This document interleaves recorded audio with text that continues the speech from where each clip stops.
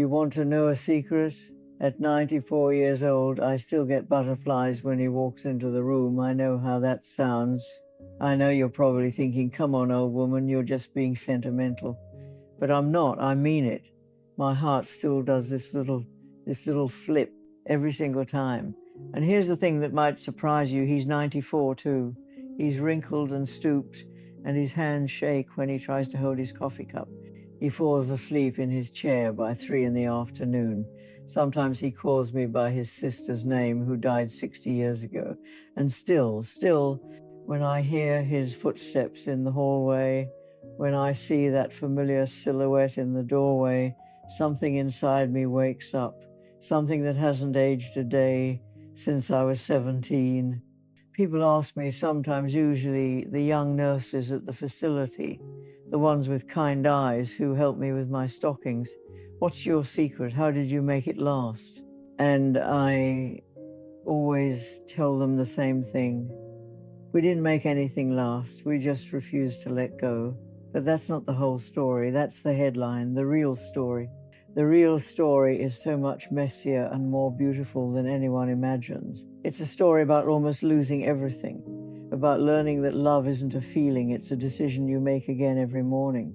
It's about the boy who stole my heart in 1947 and how somehow, against all odds, he never gave it back.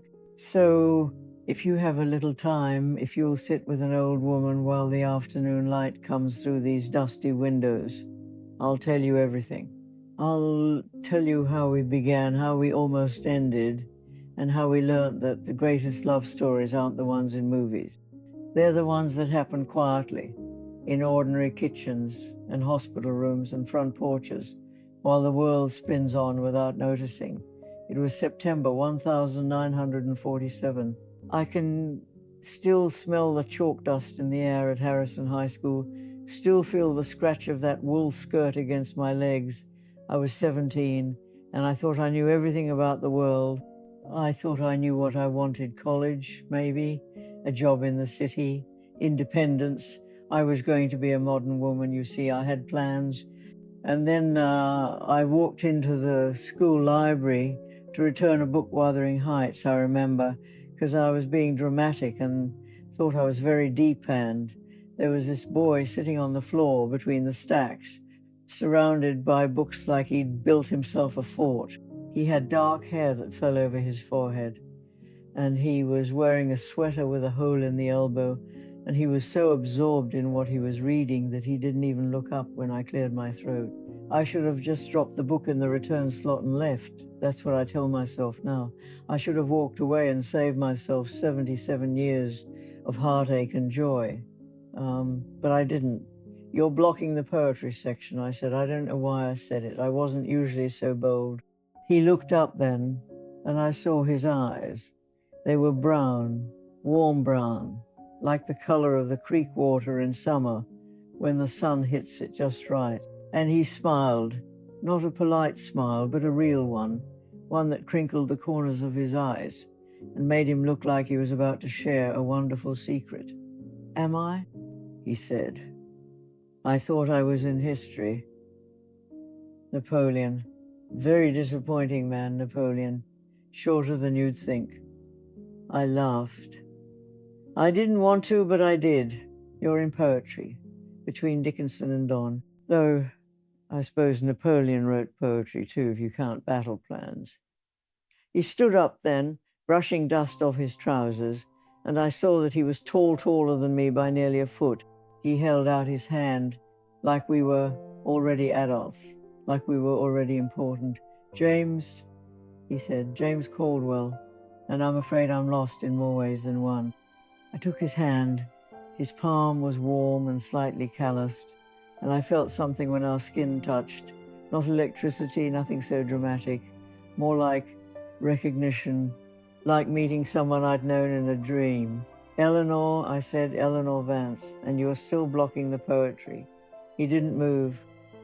He just kept looking at me with those creek water eyes, and I couldn't look away. Eleanor, he repeated, like he was tasting the name.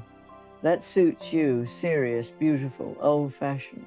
Old-fashioned, I was offended.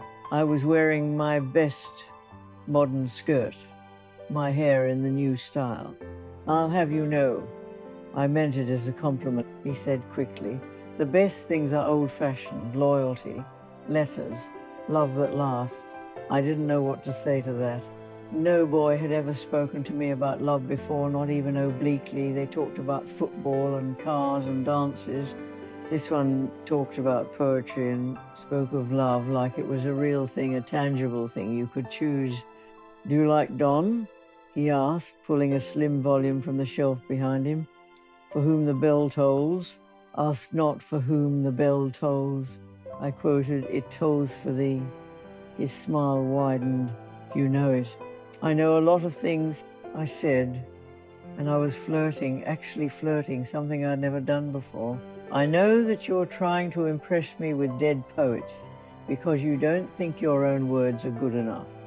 He blinked. Then he laughed, a real laugh, surprised and delighted. You're right, he admitted. My own words aren't good enough. Not for this. Not for you standing there with your Wuthering Heights and your smart mouth. We talked for an hour. We got shushed by the librarian twice. I learned that he was 18, that his father had died in the war, that he worked weekends at his uncle's hardware store to help his mother with the bills. I learned that he wanted to be a teacher, that he believed education could save the world, that he read poetry because sometimes the world is too ugly and you need someone else's beautiful words to get through the day. When the bell rang for the next period, I didn't want to leave. That had never happened to me before. I was a good student, a rule follower, but I wanted to stay in that dusty corner between the stacks forever, talking to this strange, serious boy who looked at me like I was already precious to him. I have English, I said reluctantly. Skip it, he said, I can't. Then I'll see you tomorrow. It wasn't a question. It was a promise. Same time, I'll bring better poetry. Or maybe I'll try my own words if you promise not to laugh. I don't promise anything, I said. But I was there the next day, and the day after, and every day for the next 3 months, until one afternoon in December when he walked me home through the first snow of the season and stopped under the streetlight on Oak Street and kissed me. His lips were cold from the winter air, but his hands were warm where they cupped my face, and I felt that recognition again, deeper this time, like a key turning in a lock I didn't know existed. I love you, he whispered against my mouth. I know it's too soon. I know we barely know each other.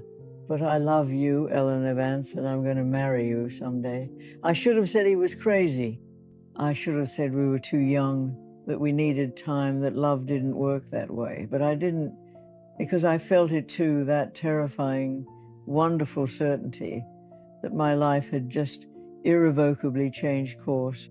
You're ridiculous, I said instead, but I was smiling, crying a little, the snow catching in my eyelashes. You can't just say that to a girl. I can, he said, if it's true. And it was. God help us both, it was true. We were married in 1950. I was 20, he was 21. Everyone said we were too young. My mother cried not happy tears. His mother didn't come to the ceremony. She thought he was throwing his life away on a girl who would distract him from his potential. We didn't care. We had each other. We had his uncle's hardware store job. We had a tiny apartment with a radiator that clanked and a view of an alley. We were poor, but we were poor together, and that made it an adventure instead of a tragedy. For 5 years it was like that, hard but good. He worked days at the store and took night classes at the teachers' college. I worked as a secretary at a law firm, typing letters until my fingers ached. We ate a lot of beans and rice. We made love with the desperate passion of people who know they're stealing time from their exhaustion. We talked about the future like it was a guaranteed gift, the house we'd buy, the children we'd have, the trips we'd take when he was a professor with summers off. And then in 1955, everything started to crack. It began with his mother. She got sick cancer, though they didn't call it that in polite company then, just a growth. She needed care, and she had no one else. And James couldn't afford to put her in a home and pay for my college too, because I was still planning to go. I had been accepted to the State University for the fall semester. I was going to be a teacher too, just like him. We were going to be that couple, the intellectuals, the ones who discussed literature at dinner parties. Just a year, he said when he told me he was deferring my enrollment, just until we figure things out. You can start next year. But I knew. I saw it in his face. I saw the way he was already folding himself smaller, already giving up pieces of his future to hold his present together. And what about your classes? I asked. Your degree? I'll manage, he said. I'll slow down. It's just temporary.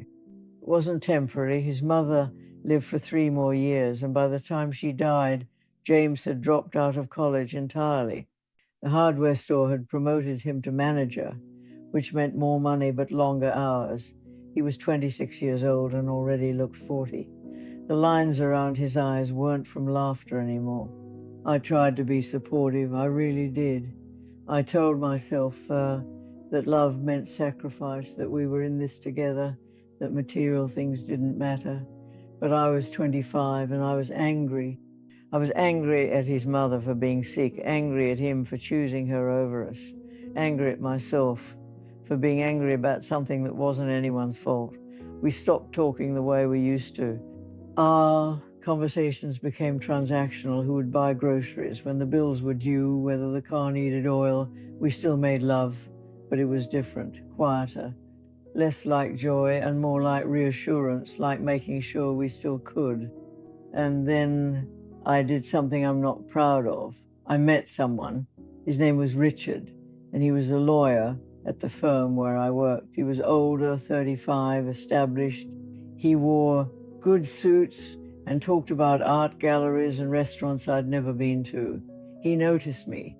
He noticed that I was smart, that I had opinions, that I was wasting away in that secretarial pool. He started bringing me coffee in the mornings, asking my thoughts on cases, treating me like I was someone worth knowing. When he asked me to lunch, I said yes. I told myself it was innocent, professional networking. But I knew what I was doing. We had lunch 3 times. The 3rd time, he touched my hand across the table, and I didn't pull away.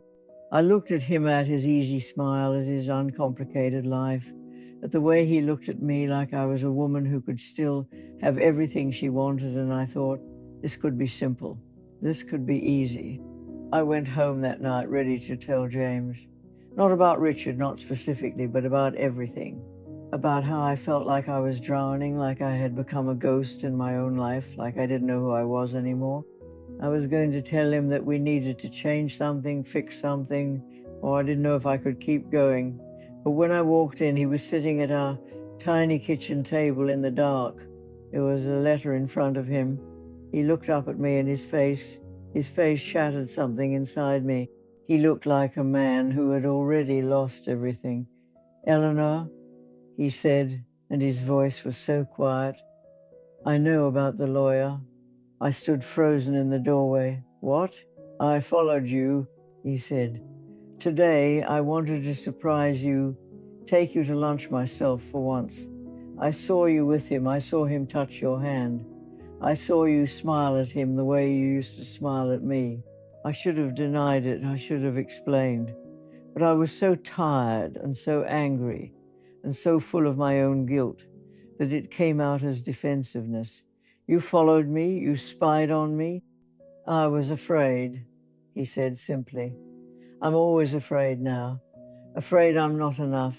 Afraid I'm holding you back. Afraid you're going to wake up one morning and realize you married the wrong man, that you settled for a hardware store manager when you could have had. Stop it, I snapped. Just stop it.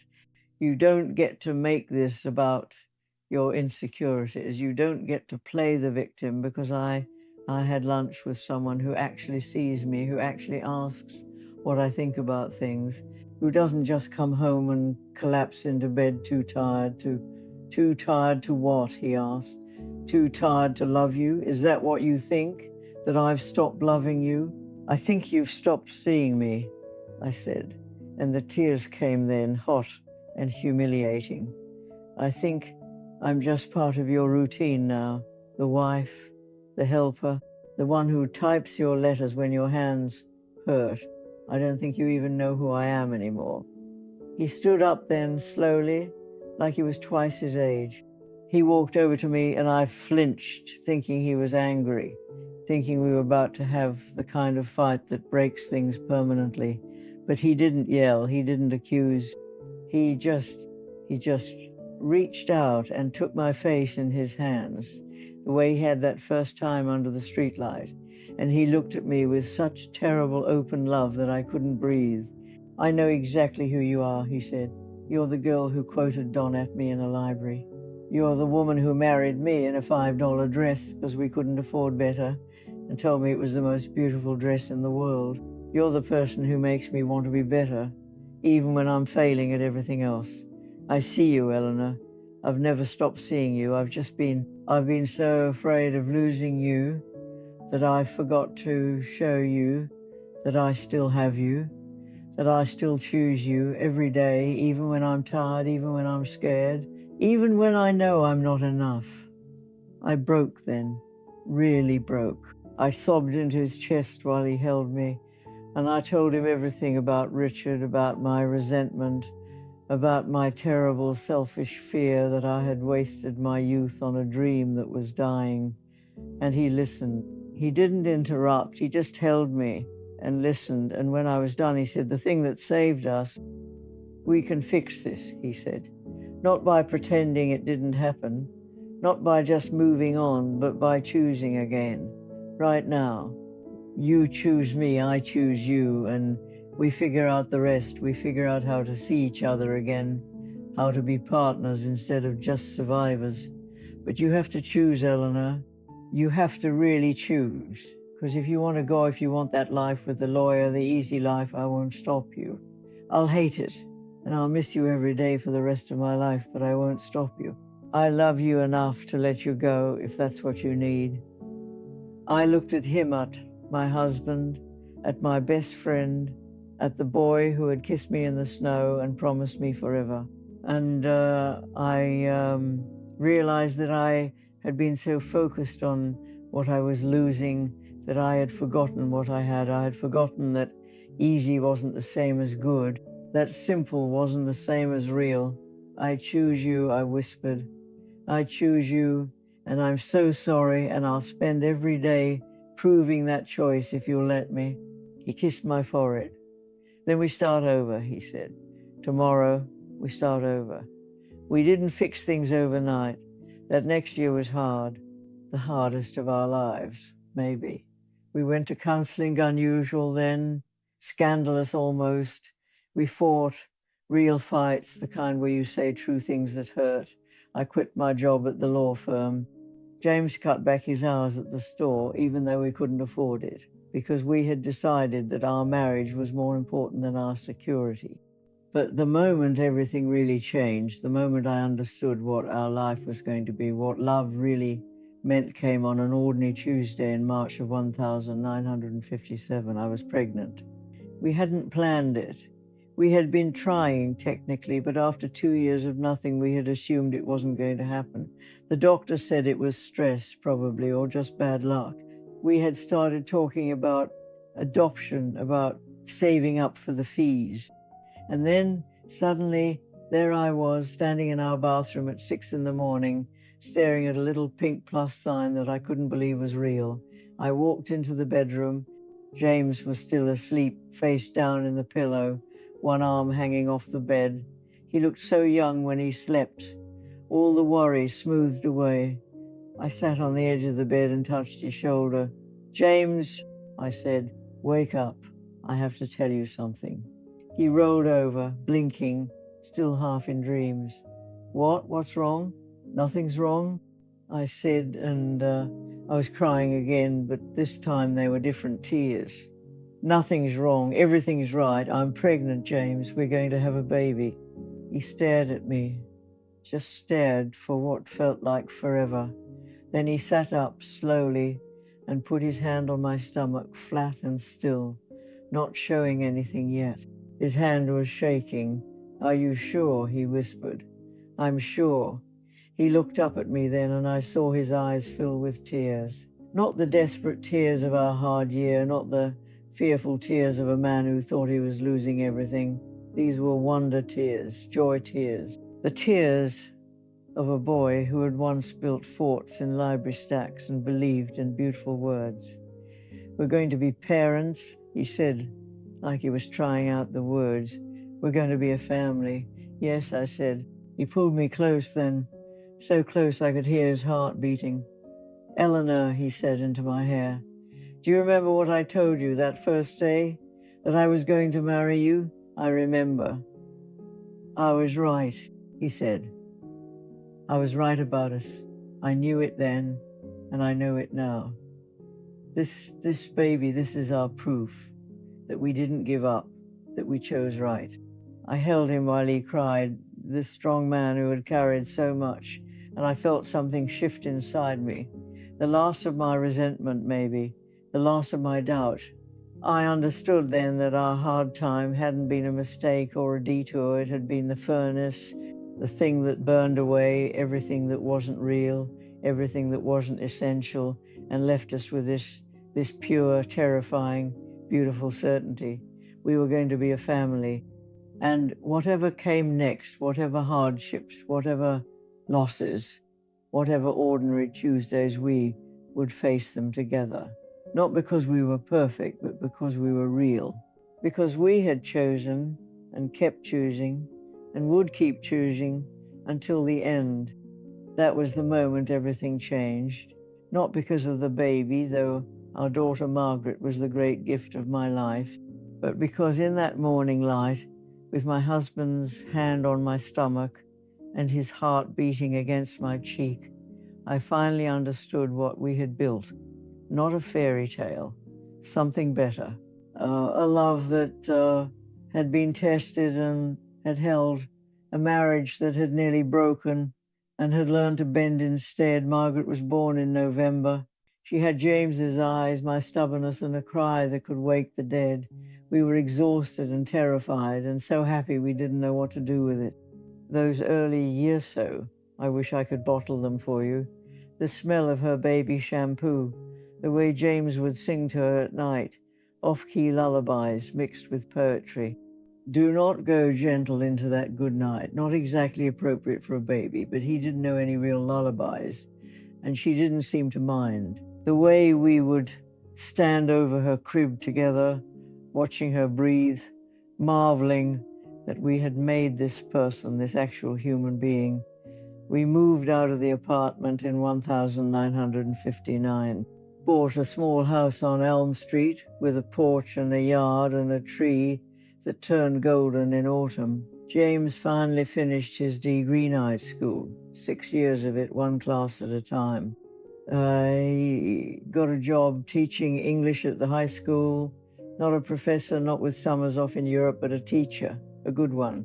The kind students remember 30 years later at reunions, the kind who changes lives without knowing it. I went back to school too, took classes when Margaret was in kindergarten, finished my degree when she was in 3rd grade. I taught elementary school for 20 years. I was good at it too. I understood children, their fears, their wild imaginations, their need to be seen. I tried to be for them what James had been for me in that library, someone who made them feel like their words mattered. We had 2 more children, David in 1962, Catherine in 1965, 3 children in 8 years. Our house was chaos laundry everywhere, cereal ground into the carpet, the constant noise of arguments and laughter and someone always needing something. We were perpetually broke, perpetually tired, perpetually behind on everything. And it was wonderful. It was exactly what I wanted. I remember summer evenings when the heat finally broke and the fireflies came out. James would grill hamburgers in the backyard, and I would make lemonade from real lemons because we couldn't afford the powdered kind. And the kids would chase each other through the darkening yard, shrieking with joy. James would put his arm around me, smelling of charcoal and sweat, and we would watch our children become silhouettes against the twilight, and we wouldn't say anything. We didn't need to. We knew. I remember the bad times too, because they were part of the beauty.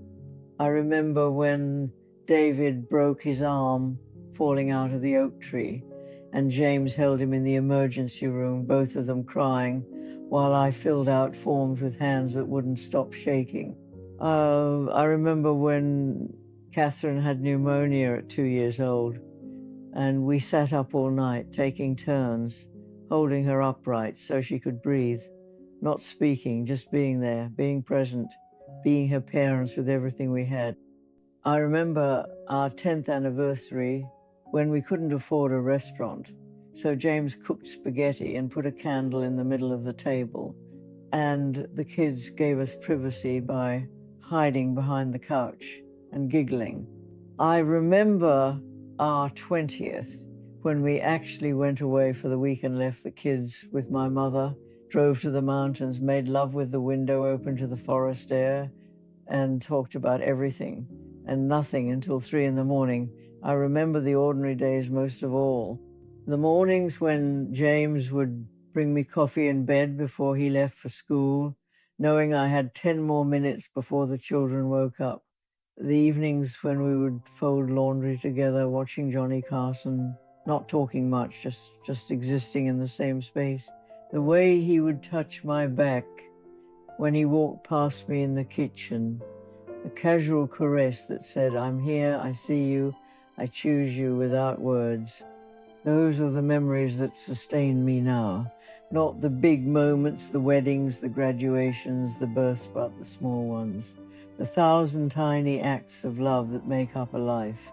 The way he looked at me across a crowded room at a parent-teacher conference in 1974, the way he held my hand during my mother's funeral in 1981, not saying anything, just being solid and warm, and the way we danced badly at Margaret's wedding in 1988, both of us crying because our baby was grown, both of us laughing because we still had each other. I'm 94 now. James is 94. We've been married 74 years. We live in a facility. I hate that word, facility, like we're packages being processed. But it's a nice place, really. The nurses are kind. The food is decent. We have a room with a window that looks out on a garden, and they let us keep our books and our pictures and the quilt my mother made for our wedding that somehow miraculously has survived all these years. James has dementia, not severe, not yet. He knows who I am most days. He knows who he is. But the short-term memory is going. He asks me the same questions, sometimes 5 times in an hour. Did we have breakfast? Where are we? Is Margaret coming today? I answer every time like it's the first time, because for him it is. Some days are hard. Some days he gets agitated, confused, angry at his own confusion. Some days he cries, and I hold him like he used to hold our children, and I tell him it's okay, that I'm here, that we're together. Some days I cry too, when he's sleeping, when I'm alone with the knowledge that I'm losing him, piece by piece, memory by memory. But here's what I want you to understand, what I need you to know. I still love him, not in a nostalgic way, not in a remember when way. I love him now, today, in this facility, with his dementia and his walker and his questions that never stop. I love the way he still reaches for my hand when we watch TV, even if he doesn't know what we're watching. I love the way his face lights up when I bring him ice cream, like I've given him the greatest gift in the world. I love the way he sometimes, in the middle of a conversation about nothing, will look at me and say, "You're beautiful, Eleanor," with such certainty that I believe him, even with my wrinkles and my gray hair and my hands that looked like my mother's. Last week, he had a bad day, a really bad day. He didn't know where he was. He didn't know who I was. He looked at me with fear, like I was a stranger trying to hurt him, and he pushed my hand away when I tried to comfort him. I went back to our room and I sobbed into my pillow. I thought, this is it. This is the beginning of the end. Soon he won't know me at all. Soon I'll be just another nurse, just another face. But that night, around midnight, I woke up to find him standing by my bed. He couldn't sleep. He often can't. And he looked down at me and his eyes were clear, completely clear, the way they used to be. And he said, Eleanor, I had a dream we were young, we were in a library. You were quoting poetry at me, and I thought, I'm going to marry that girl. And I did. I did marry you, didn't I? Yes, I whispered. You did. You still are married to me.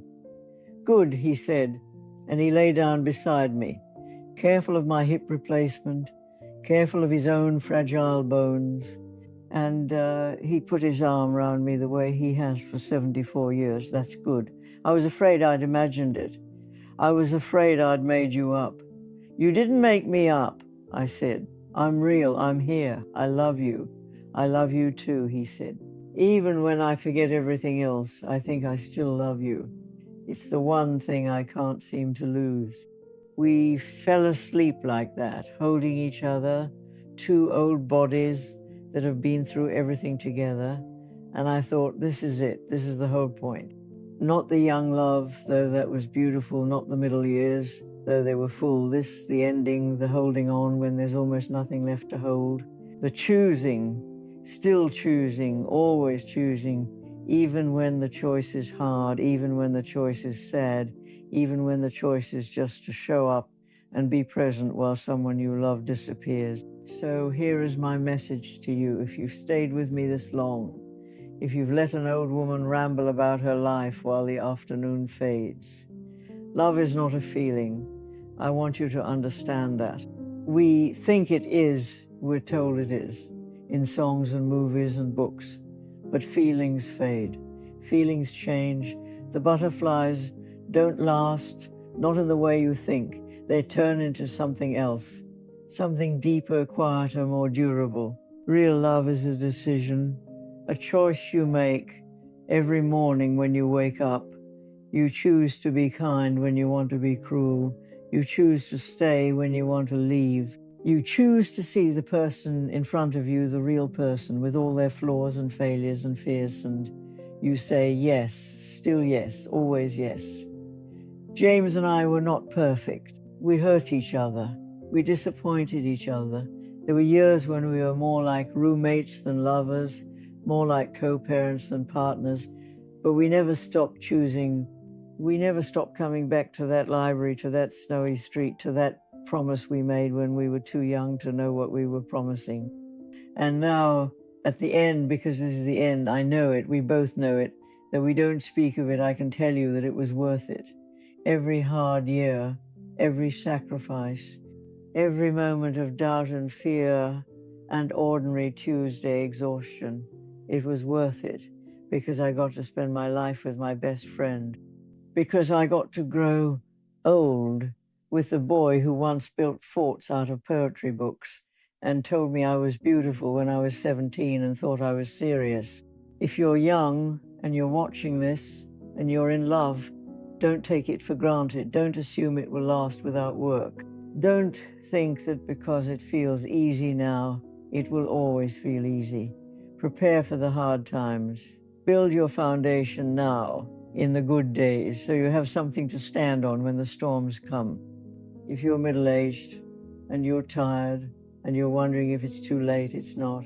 It's never too late to choose again, to see each other again, to start over like we did in 1957 with nothing but hope and a willingness to try. If you're old like me, then you already know. You know what I'm talking about. You know the beauty of a hand held for 70 years. You know that love isn't in the grand gestures, but in the 1,000 small ones that nobody sees but you. James is waking up from his nap now. I can hear him stirring in the other room. Soon he'll call for me, or maybe he won't. Maybe he'll come find me, shuffling in his slippers, confused about what time it is, but certain that he wants to be where I am, and I'll go to him. I'll take his hand. I'll answer his questions however many times he asks them. I'll be his wife, his partner, his Eleanor, just as I have been for 3/4 of a century. Because I still get butterflies when he walks into the room, even now, even here, even at the end, especially at the end. Thank you for listening to an old woman's story. Thank you for letting me remember out loud. Go now and love someone. Love them hard, love them long, love them through everything. That's all there is in the end. That's all that lasts. Choose love. Keep choosing it. Never stop. I'm going to go find my husband now.